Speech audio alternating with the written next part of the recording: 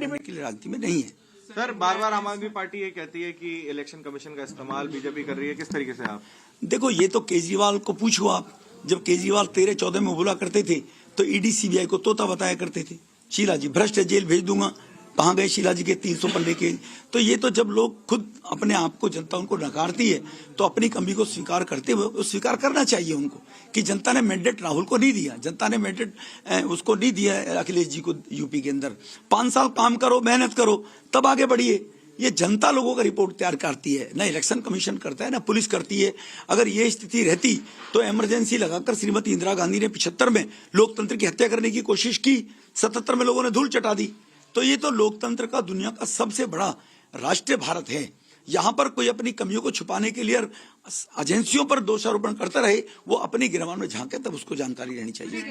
Thank you so much sir. Sir, एक single विदुड़ी BJP के नेता और जो मैंने नाम लिए 3, उनमें से एक जो हम कह रहे हैं कि क्या ये उम्मीदवार हो सकते हैं सीएम पद के।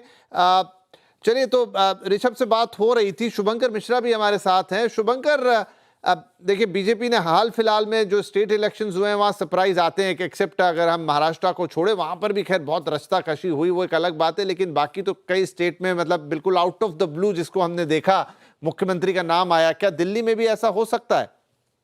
मुझे इसी चीज की उम्मीद है विपिन। मुझे नहीं लगता कि जो नाम चर्चा में है शायद उनमें से बीजेपी हाईकमान किसी को ये सेहरा देगा।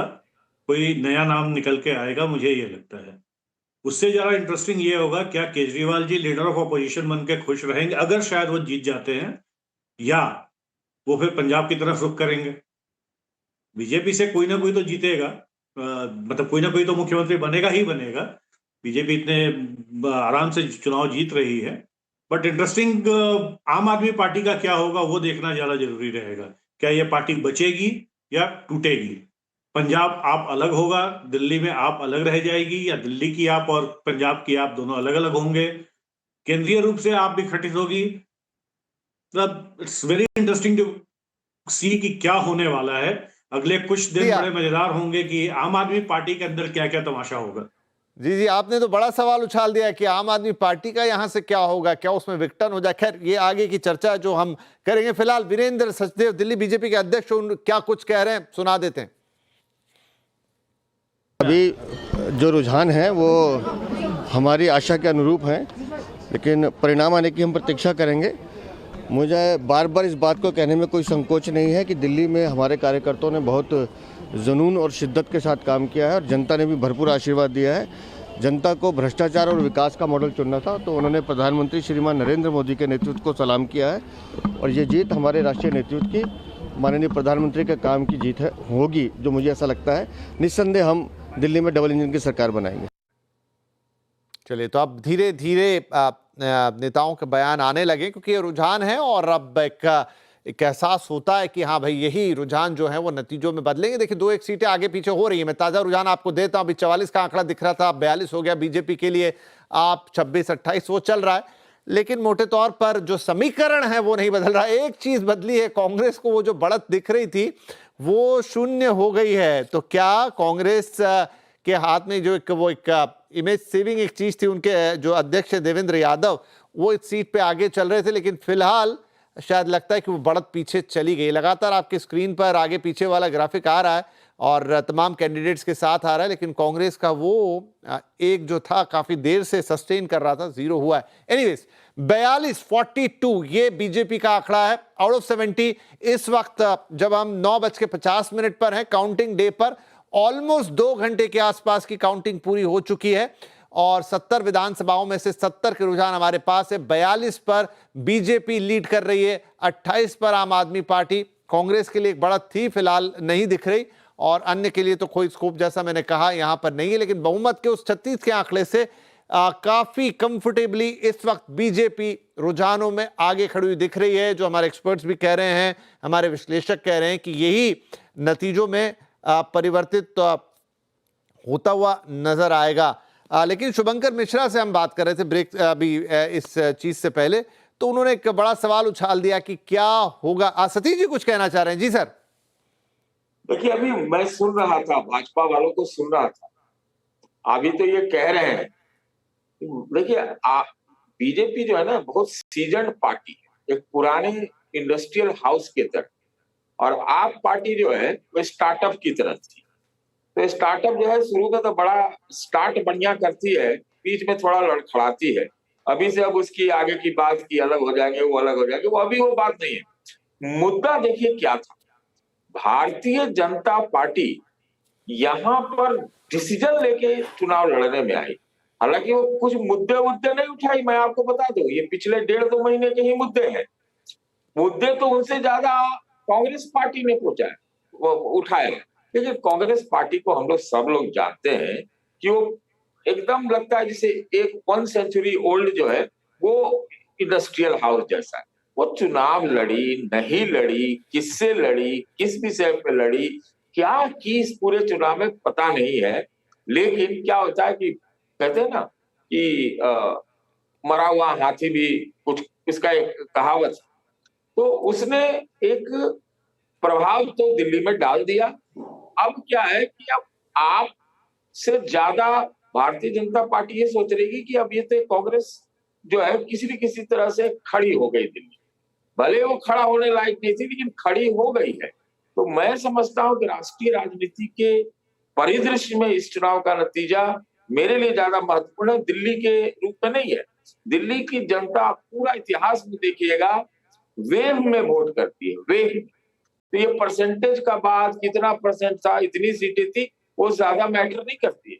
जब आप पार्टी भी पहली बार 28 लेके आई थी तो एक नई नवेली दुल्हन की तरह उसको भी वेव में ही 28 सीटें मिली थी, जबकि उनका कोई संगठन वगैरह नहीं था।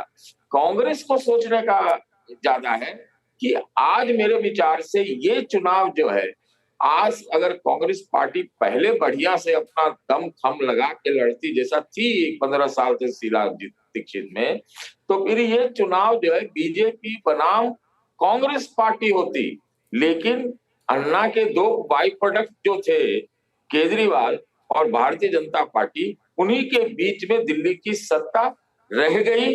ये कांग्रेस वालों को सोचने का है। भले उन्होंने सत्ता परिवर्तन में एक भूमिका, अगर महत्वपूर्ण भूमिका नहीं, एक भूमिका अगर निभाई हो तो।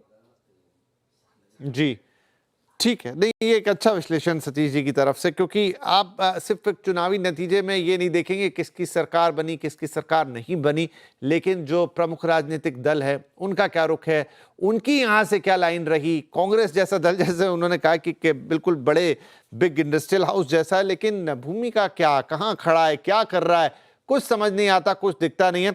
सौरभ, क्या यहाँ से, अभी देखिए दिल्ली की राजनीति है, दिल्ली देश का दिल है, दिल्ली एक पूरा देश अलग, अकेला दिल्ली अलग। यहां पर आम आदमी पार्टी एक अलग तरीके की पार्टी, कांग्रेस जिसकी लीगेसी, भारतीय जनता पार्टी उनकी अपनी एक अलग तरीके की राजनीति। लेकिन यहां पर अब इस चुनावी नतीजे से क्या बहुत सारी चीजें, बहुत सारे समीकरण, अभी शुभंकर भी कह रहे थे कि अब नजर होगी आम आदमी पार्टी पर क्या होता है उसके अंदर, क्या कुछ ऐसा बिखराव ठहराव, यहां से उनकी किस तरह की भूमिका बनेगी, कैसे वो आगे बढ़ेगी, तमाम चीजें। तो क्या एक बड़ा परिवर्तन का चुनाव है ये दिल्ली के पॉइंट ऑफ व्यू से, और फिर उस लिहाज से देश की राजनीति के पॉइंट ऑफ व्यू से भी? देखिए बिल्कुल, मुझे लग रहा है कि जो मुख्य प्रश्न है वो आइडियोलॉजी को लेके ही है। और जो विचारधारा है वो निश्चित रूप से आम आदमी पार्टी पर हमेशा से प्रश्न उठते रहे हैं कि आपकी वास्तव में आपकी विचारधारा है क्या। क्योंकि अभी देखिए आम आदमी पार्टी के प्रवक्ता जिस प्रकार से उन्होंने एक वक्तव्य दिया कांग्रेस पार्टी के लिए कि मेरा दुर्भाग्य होगा कि मैं कभी कांग्रेस पार्टी का प्रवक्ता रहूं। तो मेरा मानना है कि आप लोकसभा में जिस पार्टी के साथ जाना सौभाग्य मानते हैं, आप विधानसभा चुनाव में उसको दुर्भाग्य मानते हैं।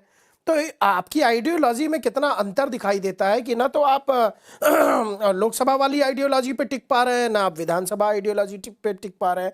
और सबसे बड़ी बात कि देखिए आम आदमी पार्टी की जब पहली लिस्ट आई थी, जब उन्होंने 12 उम्मीदवारों की घोषणा की थी, तो पहली ही लिस्ट के अंदर जो है 7 कैंडिडेट ऐसे थे जो या तो भारतीय जनता पार्टी से आए हुए थे या फिर कांग्रेस पार्टी से।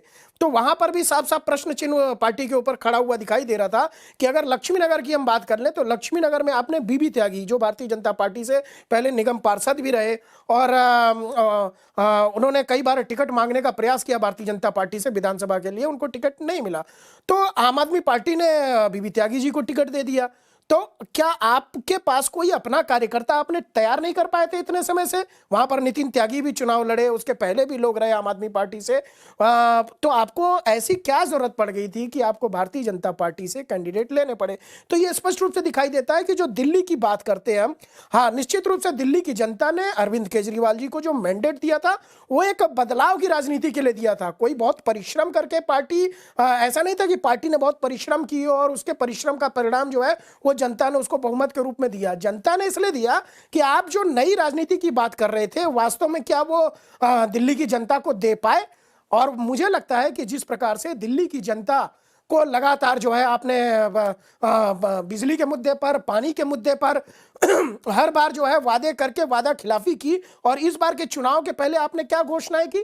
आपने कहा कि मैं 5 साल में यमुना साफ नहीं कर पाया पिछले 10 सालों में, पिछले 10 सालों में मैं पानी जो है वो साफ नहीं, पीने का नहीं दे पाया, लेकिन अगले 5 साल में मैं यमुना भी साफ करके दूंगा, पीने का पानी भी साफ करके दूंगा। तो जनता को साफ साफ दिखने लगा कि वास्तव में जो नई राजनीति की बात थी वो दूर हट गई। अब कहीं ना कहीं ये जो पुरानी राजनीति होती थी उसी के डर्रे पर, चाहे वो सिक्योरिटी लेना हो, चाहे गाड़ी लेना हो, चाहे बंगले की बात हो, चाहे वादे की बात हो, और चाहे दूसरी पार्टियों से आए लोगों को कैंडिडेट अपना बनाना हो, तो कहीं ना कहीं ये जो नई राजनीति थी वो पूर्ण रूप से खत्म हो गई।